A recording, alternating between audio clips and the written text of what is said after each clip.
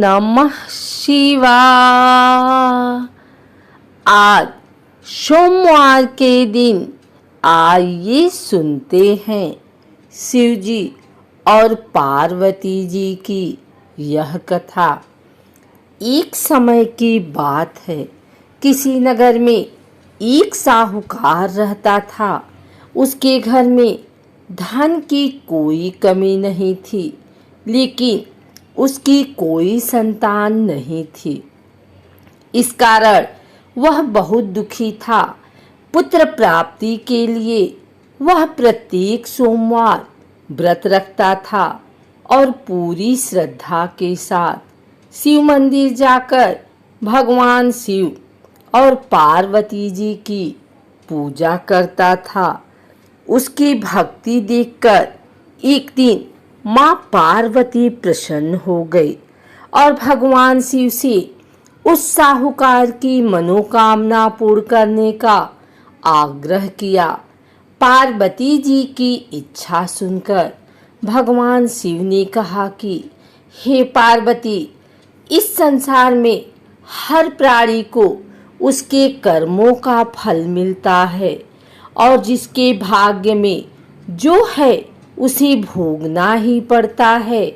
लेकिन पार्वती जी ने साहूकार की भक्ति का मान रखने के लिए उसकी मनोकामना पूर्ण करने की इच्छा जताई। माता पार्वती के आग्रह पर शिव जी ने साहूकार को पुत्र प्राप्ति का वरदान तो दिया, लेकिन साथ ही यह भी कहा कि उसके बालक की आयु केवल 12 वर्ष होगी। माता पार्वती और भगवान शिव की बातचीत को साहूकार सुन रहा था। उसे ना तो इस बात की खुशी थी और ना ही दुख। वह पहले की भांति शिव जी की पूजा करता रहा। कुछ समय के बाद साहूकार के घर एक पुत्र का जन्म हुआ। जब वह बालक 11 वर्ष का हुआ तो उसे पढ़ने के लिए काशी भेजा गया। साहूकार ने पुत्र के मामा को बुलाकर उसे बहुत सारा धन दिया और कहा कि तुम इस बालक को काशी विद्या प्राप्ति के लिए ले जाओ और मार्ग में यज्ञ कराना। जहाँ भी यज्ञ कराओ वहाँ ब्राह्मणों को भोजन कराते और दक्षिणा देते हुए जाना। दोनों मामा भांजे इसी तरह यज्ञ कराते और ब्राह्मणों को दान दक्षिणा देते काशी की ओर चल पड़े।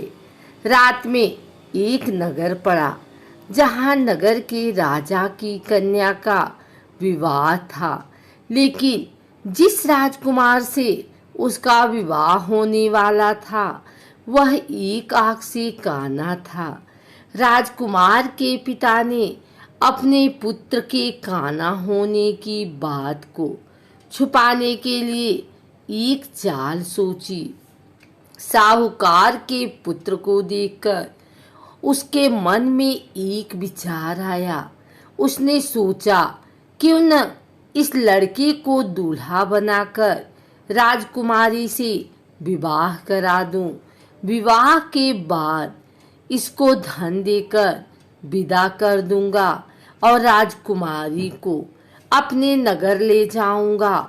लड़के को दूल्हे की वस्त्र पहनाकर राजकुमारी से विवाह कर दिया गया। लेकिन साहूकार का पुत्र ईमानदार था। उसे यह बात न्याय संगत नहीं लगी। उसने अवसर पाकर राजकुमारी के चुन्नी के पल्ले पर लिखा कि तुम्हारा विवाह तो मेरे साथ हुआ है, लेकिन जिस राजकुमारी के संग तुम्हें भेजा जाएगा वह एक आंख से काना है। मैं तो काशी पढ़ने जा रहा हूँ। जब राजकुमारी ने चुन्नी पर लिखी बातें पढ़ी तो उसने अपने माता पिता को यह बात बताई। राजा ने अपनी पुत्री को विदा नहीं किया, जिससे बारात वापस चली गई। दूसरी ओर साहूकार का लड़का और उसका मामा काशी पहुँचे और वहां जाकर उन्होंने यज्ञ किया। जिस दिन लड़के की आयु 12 साल की हुई, उसी दिन यज्ञ रखा गया। लड़के ने अपने मामा से कहा कि मेरी तबीयत कुछ ठीक नहीं है। मामा ने कहा कि तुम अंदर जाकर सो जाओ। शिव जी के वरदानुसार कुछ ही देर में उस बालक के प्राण निकल गए। मृत भांजे को देख उसके मामा ने विलाप शुरू किया। संयोगवश उसी समय शिव जी और माता पार्वती उधर से जा रहे थे। पार्वती ने भगवान से कहा, स्वामी, मुझे इसके रोने के स्वर सहन नहीं हो रहा। आप इस व्यक्ति के कष्ट को अवश्य दूर करें। जब शिव जी मृत बालक के समीप गए तो वह बोले कि यह उसी साहूकार का पुत्र है जिसे मैंने 12 वर्ष की आयु का वरदान दिया।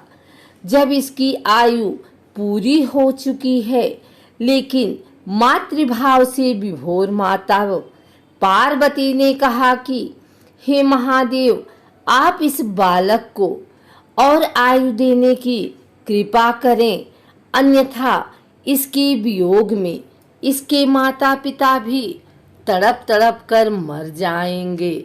माता पार्वती के आग्रह पर भगवान शिव ने उस लड़के को जीवित कर दिया। शिव जी की कृपा से वह लड़का जीवित हो गया। शिक्षा समाप्त करके लड़का मामा के साथ अपने नगर की ओर चल दिया। दोनों चलते हुए उसी नगर में पहुंचे जहां उसका विवाह हुआ था। उस नगर में भी उन्होंने यज्ञ का आयोजन किया। उस लड़के के ससुर ने उसे पहचान लिया और महल में ले जाकर उसकी खातिरदारी की और अपनी पुत्री को विदा किया। इधर साहूकार और उसकी पत्नी भूखे प्यासे रहकर बेटे की प्रतीक्षा कर रहे थे। उन्होंने प्रण कर रखा था कि यदि उन्हें अपने बेटे की मृत्यु का समाचार मिला तो वह भी प्राण त्याग देंगे। परंतु अपने बेटे के जीवित होने का समाचार पाकर वह बेहद प्रसन्न हुए। उसी रात भगवान शिव ने व्यापारी के स्वप्न में आकर कहा, हे श्रेष्ठी, मैंने तेरे सोमवार के व्रत करने और व्रत कथा सुनने से प्रसन्न होकर तेरे पुत्र को लंबी आयु प्रदान की है।